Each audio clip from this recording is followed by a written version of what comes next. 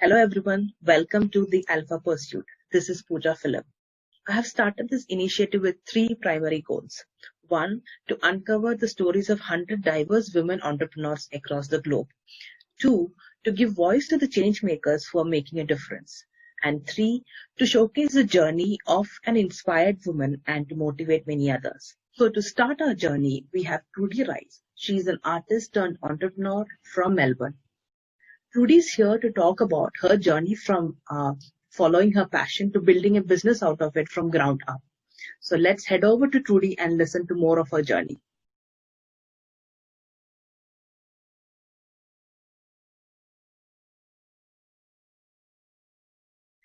Thank you so much, Trudy, for joining into the Alpha Pursuit. How are you doing? I'm good, thank you. A bit chilly today in Melbourne, but it's a nice day. The sun's out. So Yeah. So Sydney, it's a bit sunny for the past 1 week. Yeah, right. Nice. Would you like to just tell our viewers, what you do, a little bit about yourself? Sure. I'm an artist and I primarily work on paper, although during COVID I've been painting a bit, so it's been fun. So trying my hand at some new things. And I have a line of homewares, so I do design and I do the homewares, so linen and sort of tea towels, table runners, that kind of thing. And I've been doing some big projects actually, which is wallpaper murals, that kind of thing for cafes. And so I'm really enjoying that type of work as well. And this is a very good time to just sit back and, go through different ideas in your head, I suppose. Yeah, definitely lots of new ideas. I have one I'll share with you later that's new that I'm about to launch. So, for the time anyway that we're in. So. And could you tell us a bit about, how you transform from being just an artist to an entrepreneur with multiple, products that you're looking after, right?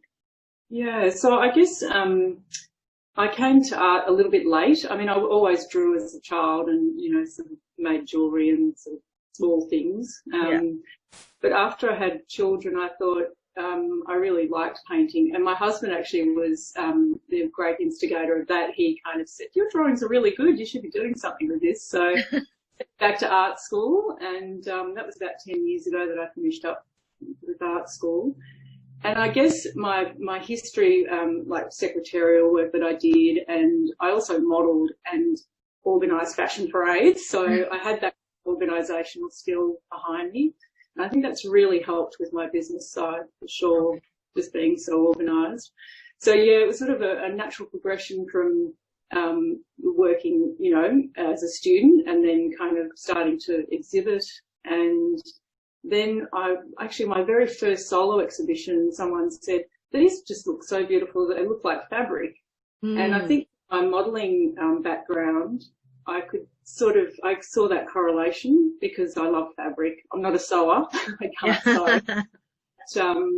But it was sort of a nice progression. And so I started a little homewares line, just locally manufacturing here in Melbourne. Yeah. And now after sort of 4 years of that, I'm now licensed. So my images are licensed to a homewares company locally in Melbourne, and they produce and distribute them. So, yeah. I've seen your design. It's more of nature and animals and flowers, and it's very, very earthy.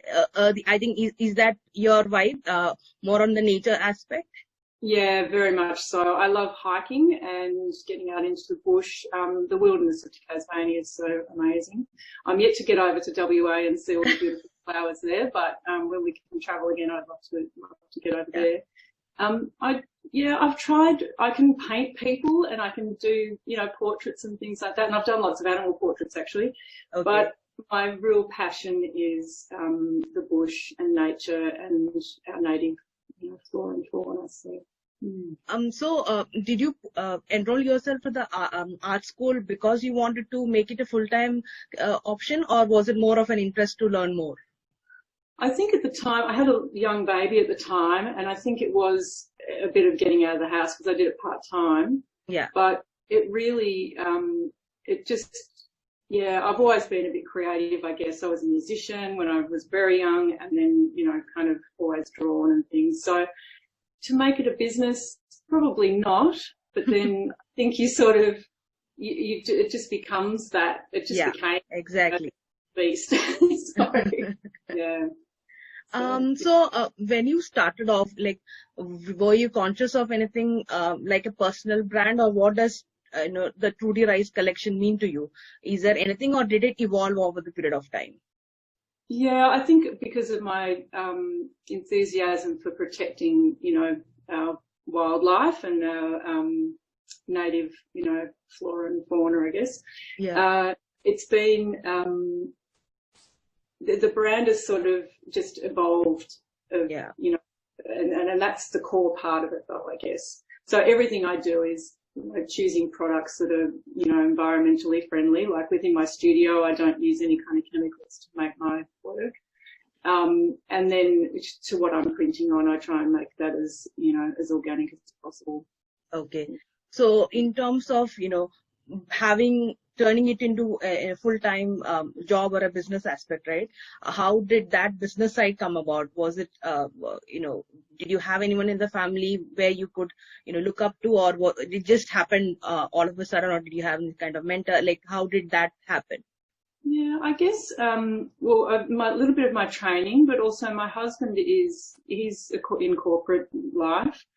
And Okay. I guess, the writing was not my strong suit for a very long time, but I've really practiced and tried to, hone in on that skill, because I think telling your story and, marketing, all of that sort of stuff is very, very important. So, so I've grown with that for sure. I like improving my skills, and I love learning. So, all the different platforms you have to be on with, online selling.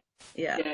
It can Now, be I think now it's more of, how the social media aspect of it, right? The marketing using Instagram, your Facebook ads, and I think it's a whole another ball game altogether right now. It sure is. It sure is. Yeah, I actually am incredibly lucky. My sister Jenny is incredibly talented with the computer, and she's sort of taken on my marketing, really. Not so much the Facebook ads, but actually what you see on social media is her, kind of putting it together. So she does all the scheduling. I provide most of the photos. She'll take some photos. She's an amazing photographer actually too. So she's kind of now, after about a year of doing that, she's got my language. She knows she had no idea what printmaking was, So it's over time, that's really, she's really now understanding the brand and where I come from, what I'm really passionate about, So when she writes, she kind of is using my language, which is really nice. So I think because she's so related to you, I think she can just get a feel of what you stand for and what your products or what you have envisioned for the product, I suppose. Yeah, absolutely. I'm incredibly lucky. I'm really blessed to have her in the business. So yeah. Great. Apart from, your husband and your sister coming into the picture, was there any other support system that you looked up to? Was there any peer group? Like, I'm sure you had a wonderful peer group that you've been, part of for the past 10 years or so, right? Before all the peer groups started. Yes, I've got a bit of a networking penchant, I guess. I started an artist salon. I call it an artist salon. It's a critique group for artists, and there's probably about 10 of us that get together about once a month, and we take a piece of work and we talk about art, we talk about the business of art, and we encourage each other. So that's been going for 10 years, and it's still going. We're doing it on Zoom at the moment, and that's a little tricky, but it's really fun, and we usually have a glass of wine and some cheese and make it sort of, you make it fun. Yeah, we make it fun. So that's that. And also the last 5 years, I've actually had a business mentor. Oh. So it's Alison Stanfield is her name. She's an American coach for artists. Mm-hmm. So she runs these fantastic little programs which help you in little chunks of, to help you with your marketing and sort of get you sorted and organised. And she's just amazing, really. And I'm in a mastermind group at the moment with a really beautiful bunch of women, mostly US based, but, and I have to get up quite early in the morning. but it's really fantastic because it's a bit of brainstorming. We talk about, you know, anything from marketing to, you know, not wanting to make work right now, you know, when it's really everything happening. So it's been that's been a huge support network for me for sure. So how did you meet your US mentor when, like how did that happen? I guess I found her, I must have been searching art business or something and found her on the internet. Yeah. Okay. So she's got an amazing blog, which is totally for free. So I'd recommend signing up for that to any artists. And she sends a blog, or, you know, she blogs heaps actually. She's fantastic that way. And there's so many resources, free resources on that platform. And then the programs are, you know, you can do them at your own pace, or, you know, and she has a little Mighty Networks. I don't know if you know that. That's like Facebook, but a little bit more of a closed group, and you can post in sort of categories, so you can search up. You know, I think now there are a lot of such platforms where, you know, you have specialized niche group of people that can come in and discuss.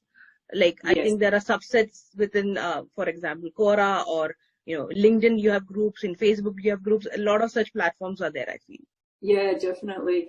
It's interesting too, because I'm wanting my business to be, I want to kind of aim a little bit corporate as well. Yeah. LinkedIn is fantastic for that. So I'm actually on that. I need to work a bit harder on that one, but yeah. I saw your online workshops that you have been posting on your LinkedIn pages. You do offline and online workshops also, I guess. Yeah, well, I was only doing offline, and for about 3 years I've been thinking, I should put this online and, you know, sort of sell it to a wider audience, because I can, you know, I can travel, obviously, or could travel, but now of course we can't. So I was kind of forced. So the first lockdown we had in Melbourne, I literally got my camera, and I've got a lighting, you know, kit, which I'd actually purchased before all this happened. Yeah. And I thought, I do want to do it. So I literally film with my phone, and I have a tripod, and I just, I kind of, you know, I do a little bit of to camera work as well, because I think people would like to see your face. So I've sort of practiced and and, you know. And there's lots, and I do have a bloopers reel on that actually, because there's lots of bloopers. I think all of us have one. Yeah, just to show people. Yeah, where to look, where not to look, where to look when you're speaking, where to look when the other person is speaking. Yeah, correct. And then also when something doesn't work, you know, like I'm actually making art, if it doesn't work out, I don't really want to show that. Although sometimes it's good to show that, because, you know, you've got to make mistakes with your art. That's one of the things. So. Yeah. Good that you mentioned about the critique group. So is there a group, a group of fellow artisans who are making, you know, the kind of work that you do, or is it a mixed group? Well, printmakers, there's less of us than painters, I guess. Okay. But the printmaking industry here is a very strong one. We have a council called the Print Council of Australia. And they have a quarterly magazine, and so they really support their members. And if those printmakers out there, I would recommend, signing up, because they're a fantastic resource. They have a great blog, actually. I was just looking at their blog last week, and it's fantastically done. So I would highly recommend, and that's kind of our core group. So if you had any kind of problems, or, you know, you would go to them. And we have a few print galleries as well in Australia, so that primarily work with printmakers. So I've seen the history of printmaking. Yeah, I've seen a couple of such galleries out there. Yeah, and they're fantastic. I'm with Queenscliff Gallery, just here on the coast. Yeah. And Sula and Vera are just the most amazing people. They're really working hard at the moment with COVID, and trying to get people's work even on the walls, even though they're closed, and that kind of thing. So it's they work really hard, and can't think highly enough of them, actually. So yeah. So is there any virtual like galleries being opened? Like, is there any shows that are happening online because of the current scenario? I don't know how many people will be able to gather physically at a store, right? So is that something on those lines happening?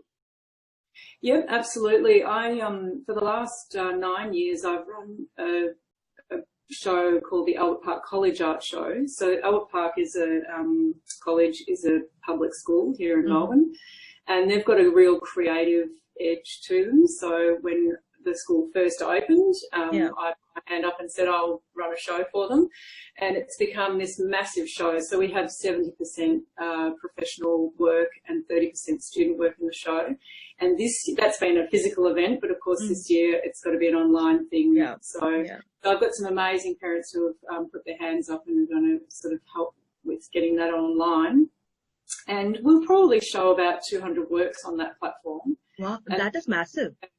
Yeah, it's really quite good. And it's Gallery 247 is the platform we're using, and they send out emails to lots and lots of artists throughout Australia. So that's a fantastic one for artists to get onto. You create a little free profile, and then you can enter all the online shows that they're having at the moment. Yeah. So a lot of physical shows have gone to an online, like Linden Gallery as well in Melbourne. Yeah, they do an amazing job.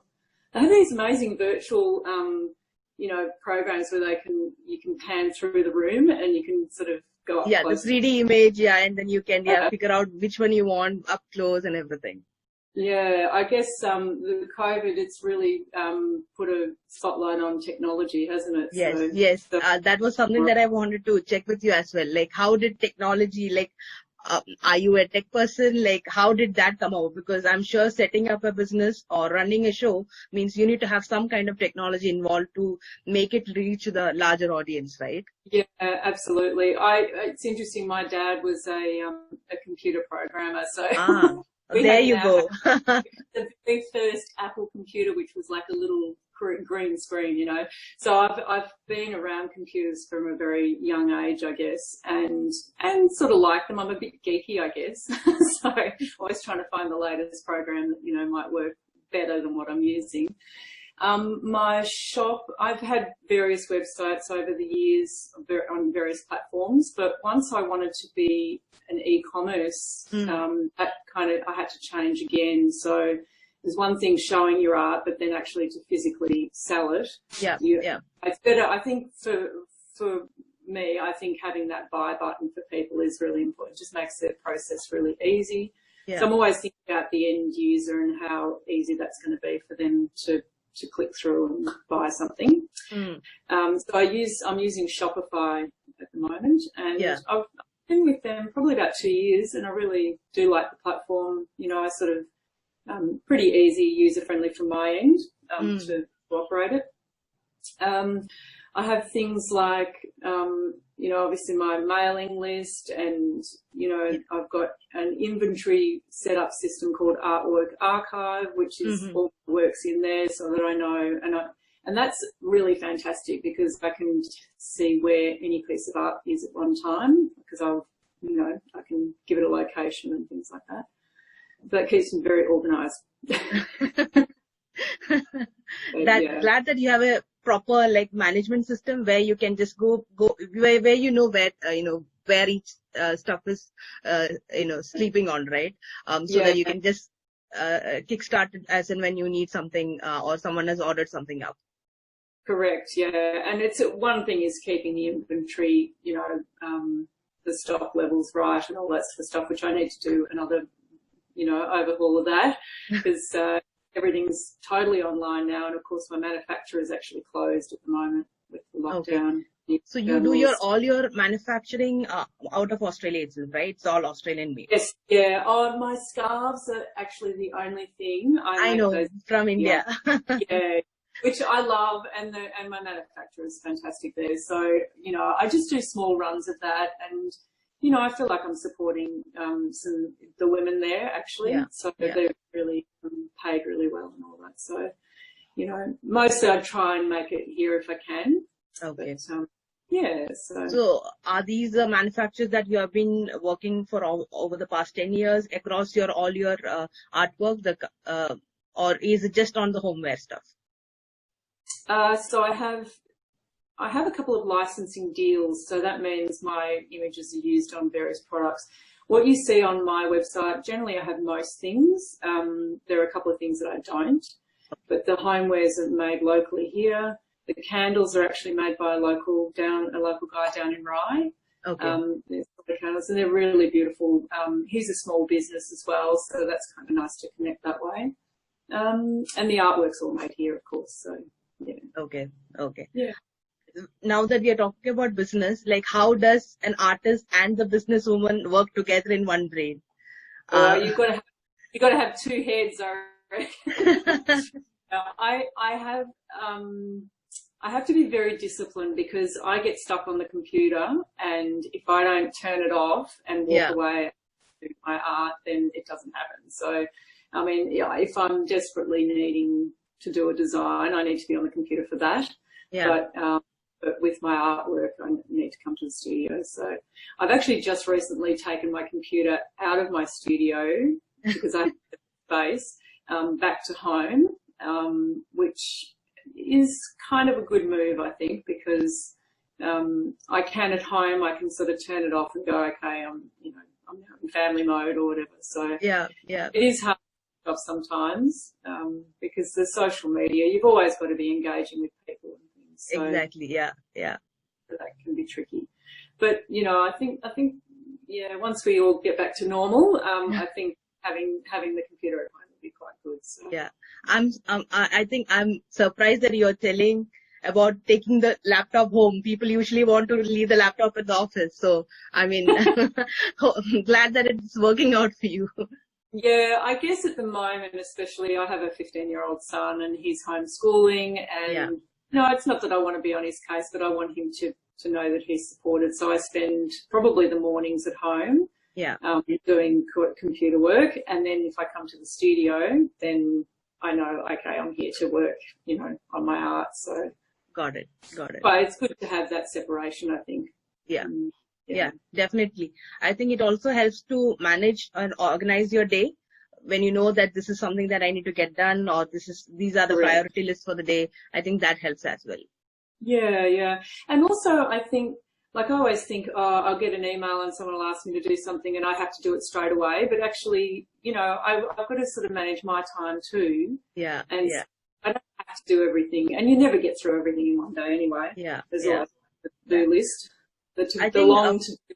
Yeah, please continue. Yeah. Yeah. No, you always have a long to-do list, Yeah. So. Yeah. And it's always blurring your work and life, I feel. With everyone working from home and constantly being asked, stuff to do. So it's more of, how do I prioritize the top things, right? Because every day there is going to be a 10-item to-do list. Yeah, absolutely. I think I try and find a little balance because, there are certain things that are not going to make me money. Yeah. Necessarily, but they're, things that I think are important to my business and the culture of my business.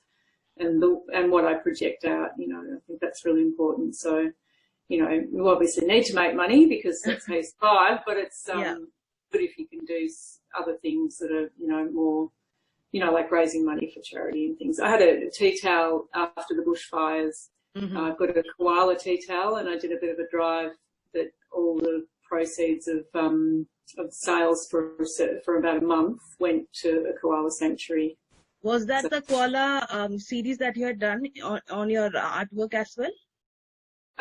No, I did one tea towel that's got a koala design on it, and one of the sanctuaries, the Hanson Bay Sanctuary, needed funds because they were basically burnt down. So, so I raised about $5,000. So that was not too bad from some tea towels. So I like to do things like that, even though it doesn't, as I said, doesn't make money, but it's kind of a really nice, it helps me to be connected to people, and I feel like I'm doing it, which is wonderful. Yeah. So when you had scaled up from, just doing an artwork or now into the workshop space or your, homeware stuff and everything. So I'm sure that you also could not be there at everywhere, by yourself, right? So how did you manage? Do you hire a team? Like, how did you manage where, maybe, finance was what was required, the art of, financing or meeting with people. So how did that, come about? How did you manage different aspects which you necessarily did not have much experience about? Well, I think, as I said, I'm a bit geeky, so I kind of, I actually like to do those things. I think, I just have a bit of a diverse skill set, and I'm a little bit of a workaholic. So I guess I actually like working, so I don't mind doing the things. I think, outsourcing to my sister has been really fantastic. It's given her a good sense of belonging and doing something, for the greater good, I guess. Yeah. She's really enjoyed working.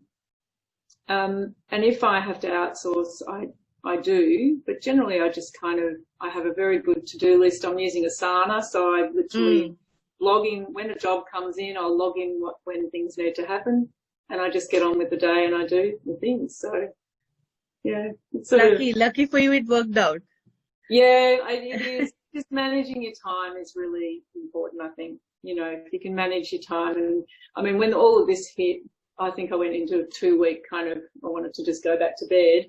Yeah. But then I think, well, you just got to keep reinventing yourself and, yeah. learn things. So, yeah.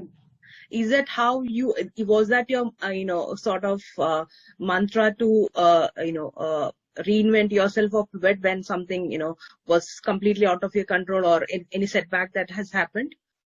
Yes, I would say, reinventing myself. I'm pretty good at that, actually. So I think, and I like learning. So I'll research. I'll kind of find a way to make something else happen, So has COVID triggered anything different this time? Has it what, sorry? Has it triggered anything different? Anything that you newly identified with? Yeah, well, I think with the online workshops for sure. Yeah. I sort of had it in my mind, as I said, but I kind of really went hell and did it. So I've got 2 workshops online at the moment. I've got another couple in mind, which I'll get to as well. Plus, I actually was talking. I'll show you what I'm just about to launch. Yeah. So a friend of mine actually, when I was modelling, so when I was modelling, I was making these little inspiration cards with just words on them, and I happened to give her a set, and just recently she said, I had that set for years. It was so fantastic. And I thought, you know what, I could just do that again. So I've done this it's a little box. Oh, wow. And in it has 25 little inspiration cards. Oh, nice. Yeah. So they're, with lots of just inspiring positive words on it, actually this productivity with the bunny. So, so I've been a bit quirky about it, I guess. Yeah. So they're about to go online. So that's and I think just right now, people, it's really, we're trying to find every little bit of positivity. So, that's my little small way of kind of, This is wonderful, Trudy. Like this, I mean, we can't do many big things. I think small things is what matters. Yeah, I agree. So they won't be terribly expensive, but obviously cover costs and all that sort of stuff, But they're actually, I've just put those online. I've got to take some more nice photos of it. So these are, you have specifically made for these cards, or these are from your own artwork? Oh, these are my own artwork. Yeah. So I've used my artwork and chosen some words to go with it. That kind of. So the idea is you take, you hold them in your hand, you shuffle, take a big breath and say, what do I need today? And then you choose one, and that might be your inspiration for the day. So. Yeah. Great work. Great. I think these are how, small things can inspire you to be a better version of yourself rather than, being influenced under all the negativity that is going around as well, right? Absolutely. I mean, make lemonade when you get lemons thrown at you. So I think. Yeah. Always. Yeah. So, as an artist, do you think it's a right time? Is there something called a right time to make your hobby that you're doing or your passion to a full-time job, or make a business out of it? Is there something called a right time, or how did that? What is your take on it? Yeah, I don't know that there is a particularly right time. I think if it's organically happening, then that's a great thing. If you know, you keep making your art and you improving your art all the time, and you get it to a stage where, someone wants to buy it, then you're in business, aren't you? You sort of, and as a starting artist, I would say enter as many, group exhibitions as you can, even if they're online at the moment, just to get your work out in front of people and to get an opinion, and also seeing your work with somebody else's work. Yeah. Really important, because then you're looking at it in, not comparing, but you want to kind of price it in the right way. And the pricing's a really hard thing. I still think I'm a little bit cheap, but I sort of want to give people access, so I'm slowly getting there with that. But anyway, and just I think that would be it. Just make it just to be organic, I think, is probably a good way to go. Got it. So, do you have any tips, or what do you think, top things that should be there for an artist to be in the entrepreneurial space? What do you think are the must to have from a technology? It could be a technology perspective, or someone, like a mentor. Like, what is your take from your experience? I think, well, with social media, where the world is it makes it so much smaller, just being, having that. So I guess you want to have a platform like a website where people can go and see your work. So that's one thing. Instagram is great because you can engage with your clients. Like the people I've got, I'm actually shocked. I've got like 5,000 followers on Instagram, which is like, hallelujah. But all organic, and they're people that actually want to see my work. So that's really, important. And tell your story. Like on Instagram, I like to show a little bit of process shots, my inspiration. I'll show my artwork. I'll show my products. So I do a little bit of everything, and I tend to write like I talk, and give a little bit of history on why I've done a particular piece, or I've, so it's your journey. The people like to follow your journey. So I would I recommend that. And don't doubt your talents. Because I seriously, over this time, I've got a tiny space at home, which I've been painting. So because of my son being at home, and I was like, I'm not sure they're any good, the paintings. But my sister said, no, we're going to put them up. And literally I put 3 up, and I sold all 3 within 24 hours. And I was so nervous about it because it's so different to what I've, been doing. Yeah. But people really connected with it, especially right now. So it was, it kind of enlightened me a little bit that I need to doubt myself less. So, Got it. Yeah.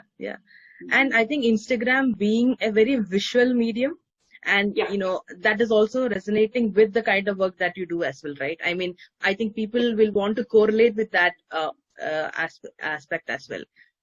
Yeah. If you're an artist, Instagram's definitely the way to go. You can push up to a business account for free, and then you can post to Facebook as well. So that's how I do it. I'll Instagram, and then I'll post to Facebook. Yeah. Great. That's quite a good. So if you're on any platform, Instagram's the one for artists for sure. Yeah, I think that is a go-to to start off with, at least. Yeah, definitely. Yeah. So are we going to see more paintings from you, what are your future projects that are lined up? Yeah, well, I've got my inspiration cards, which I'm about to launch. So that's really exciting. The paintings, definitely. I'm also working towards an exhibition at Queenscliff Gallery, which is in December. Okay. Not sure whether that's going to be a physical show or how it play out, but I'm making some new work for that. I'm also working on the business side, just working on my corporate connections a little bit more, because, I really enjoy those jobs, and it'd be great to do some more bigger projects. So, that would be. So we'll be seeing you more on the corporate ladder soon. Well, we are, well, I don't know about corporate ladder. I get a bit nervous going to make things, but, I think it'll be nice to to work on those bigger projects, once things start to open up a bit. And I did for a cafe, Proper and Son, at the South Melbourne Market. Really, I've got some information on my website about it, and it's turned out so beautifully. It looks like you're out in the bush. Actually, it's so nice. So. And I also feel there is a lot of community support as well. There are a lot of people coming in and supporting the artisans here. I think that is something that I've seen people making the conscious decision of, promoting the local artisans.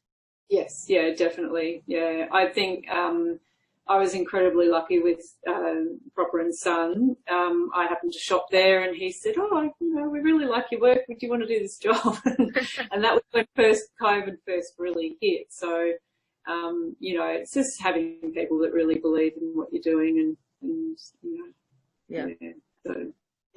there you go. And lastly, I wanted to ask, is there any advice or anything that, you would want to give the upcoming artisans, which you might have, want to do it differently when you started off? Anything at all that, that can help our upcoming artists? Yeah, I think if there's a skill that you are not good at, or it's something you don't want to do, like bookkeeping or something, just outsource. The sooner you do that, the less you have on your plate. So I think most artists don't like marketing themselves. I think I've got better at it over the years, but I was really, it took me a bit to hand it over to my sister, but she's doing such a great job, and I couldn't do without her really now. So it's, I would suggest outsourcing things that you're not particularly, I actually was going to say too about the business side and the art side. The business is, I look at the business side as a creative outlet as well. Okay. I try and be creative about the marketing, creative about, even putting a quote together. It's got to look really nice, So I try and make it sort of an interesting thing for me to do if I've got to, do something business-like. Got it. And do you use any freelancers for your work? Anything to, like you mentioned, to outsource? Do you do any kind of that, employ any kind of freelancers? Sometimes, like right at the beginning, I got someone to look at my website and looking at the SEO and things like that. In the end, I think I'm better off actually doing that because it's going to be my language anyway. I have a framer, so I don't do my own framing. I have somebody, so that's definitely outsourced. Some artists do their own framing, but I feel like that's a whole other job. So, just, I think that's about it. Most of the other things I do myself. But when you're a small business, you kind of do, you don't have huge amounts of cash to go giving to other people. You try to do it as you can, but then if there's really things I don't want to do, then I'll kind of definitely. Great. So thank you so much, Trudy. I think it's been a very insightful session with you. Good. Any feedback for, how to take our this initiative forward, and any insights for you? No, I think you've done a great job. I really love that you're going to talk to a diverse set of women, and I think that's a really nice thing. And I was looking at the, showcase the journey of an inspired woman and motivate others. I really like that. And I think that's where my inspiration cards kind of came. I'm so glad that you could get inspired. I mean, it's really, I think, motivating people right now is incredibly important. And, I think, people are losing their jobs and things. It's not nice. So it's good to just have a bit of beauty in the world, right? Yes, a bit of happiness and a bit of beauty. Yeah, definitely. And that's a wrap. So thank you for tuning in and listening to our first episode. I really appreciate your encouragement. Feel free to drop in your comments, your suggestions. What are your thoughts on, how we could have made it better, or, what does this initiative mean to you? Looking forward to hearing your inputs. And if you know anyone who needs to be made part of this journey, who have something inspiring to talk about, so that others, that can help others, feel free to drop me a mail. You have my email ID in the description box. or else you can just put it in the comment section as well. So yeah, so see you next time with another story. Thank you.